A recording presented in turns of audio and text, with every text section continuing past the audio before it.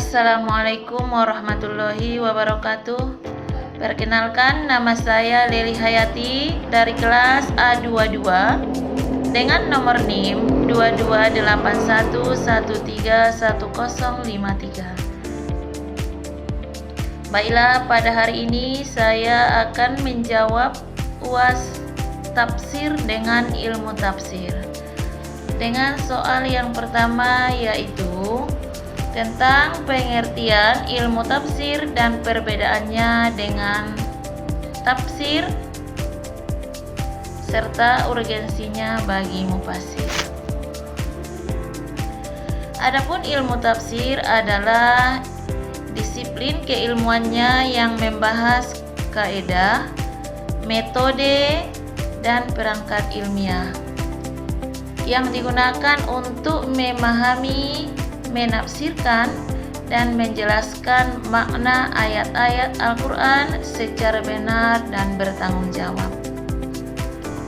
Ilmu ini mencakup pembahasan tentang bahasa Arab, asbab wan nusul, nasih dan mansuh, makki dan madani, qiraat, balaghah, hingga metodologi penafsiran. Dan adapun tafsir adalah produk atau hasil penjelasan makna Al-Quran yang dilakukan oleh seorang mufasir berdasarkan kaidah ilmu tafsir. Dengan kata lain, ilmu tafsir bersifat teoritis dan metodologis, sedangkan tafsir bersifat aplikatif dan praktis. Dan perbedaan tegas keduanya dapat dirumuskan sebagai berikut. Ilmu tafsir yaitu alat dan aturan, sedangkan tafsir hasil pemahaman.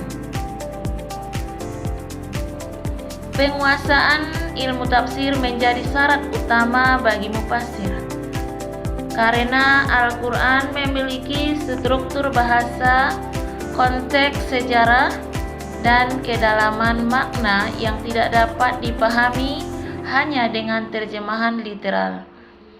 Tanpa ilmu tafsir, penafsiran rawan jatuh pada kesalahan makna, bias ideologi, bahkan penyimpangan akidah dan hukum. Menurut ulama yang pertama, yaitu Imam Al-Zarkashi, menyatakan bahwa Al-Quran tidak dapat ditafsirkan dengan benar tanpa penguasaan ilmu-ilmu pendukungnya. Sedangkan Imam As-Suyuti dalam Al-Itqan menegaskan bahwa mufasir wajib menguasai berbagai cabang ilmu agar tafsirnya tidak keliru dan spekulatif. Dan Ibnu Taimiyah menolak penafsiran Al-Quran yang hanya didasarkan pada akal tanpa landasan riwayat dan kaidah ilmiah. Dengan demikian, ilmu tafsir berfungsi sebagai penjaga otoritas ilmu tafsir agar pemahaman Al-Quran tetap berada dalam koridor yang sahih. Sedangkan pertanyaan yang kedua, yaitu perbedaan tafsir bil maksur dan tafsir bil ra'i. Tafsir bil maksur adalah metode penafsirannya yang bersumber pada riwayat otoritatif, yaitu Al-Quran dengan Al-Quran, hadis Nabi SAW, perkataan sahabat, dan pendapat tabi'in. Metode yang digunakan bersifat transmisif dan tekstual, dengan mengutamakan sanad dan keabsahan riwayat. Contoh penafsiran ayat dalam surah Al-Fatihah ayat ke-6, yaitu Az-Siratal Mustaqim, ditafsirkan sebagai Islam atau Al-Quran berdasarkan hadis dan penjelasan sahabat. Contoh kitab tafsir Ibnu Katsir.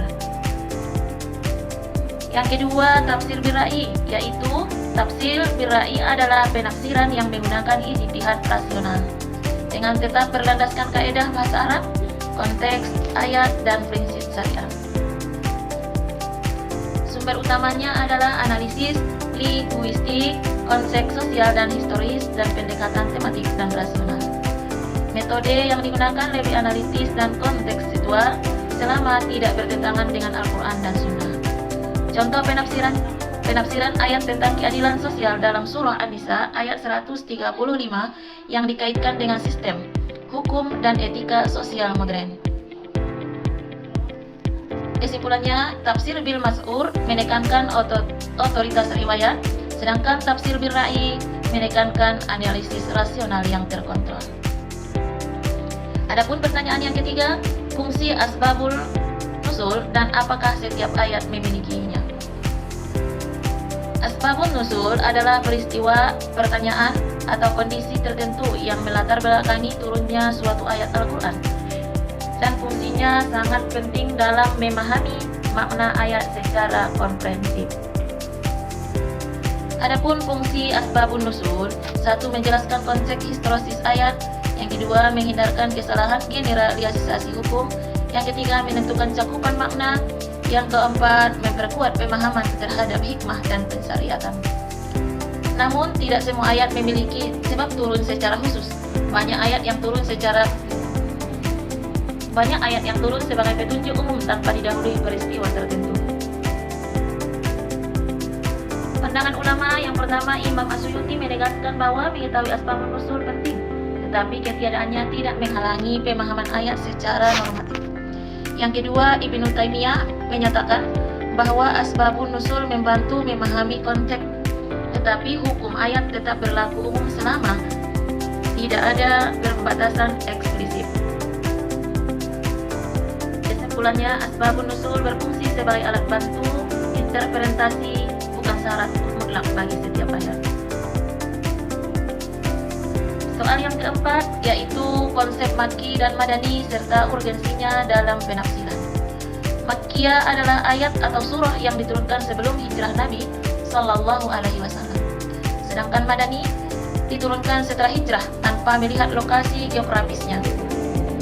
Urgensi memahami Makkiyah dan Madaniyah: yang pertama, mengetahui tahapan perkembangan dakwah Islam. Yang kedua, memahami perubahan pendekatan dari akidah dan hukum sosial. Yang ketiga, membantu analisis nasih dan mansuh. Yang keempat, menentukan pendekatan tafsir, hukum, dan sosial. Contoh ayat Makkiyah, surah Al-Ikhlas, fokus pada tauhid dan pemurnian akidah. Al-Madani, surah Al-Baqarah, ayat 183, berisi hukum puasa dengan implikasi sosial dan hukum. Implikasi penafsirannya, ayat Makki tidak dapat ditafsirkan secara legal atau formal, sementara ayat Madani sering menjadi dasar hukum, fikih, dan tatanan sosial.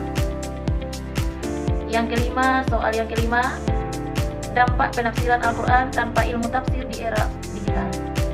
Penafsiran Al-Quran tanpa kaidah ilmu tafsir menimbulkan dampak serius, baik secara keilmuan maupun sosial. Dampak keilmuannya yang mana terjadi reduksi makna ayat, muncul tafsir subjektif dan ahistoris, hilangnya otoritas keilmuan ulama. Muncul naratif agama Islam, legitimasi tindakan intoleran, penyebaran hoax, keagamaan di media sosial. Contoh kasus yang digital adalah potongan ayat tentang jihad dan amar ma'ruf sering dipahami secara literal tanpa konteks, lalu dijadikan legitimasi kekerasan atau ujaran kebencian. Secara akademik, fenomena ini menunjukkan krisis literasi tafsir dan menegaskan urgensi ilmu tafsir sebagai filter ilmiah dalam memahami Al-Quran di ruang publik digital. Sekianlah soal UAS yang bisa saya jawab. Assalamualaikum warahmatullahi wabarakatuh.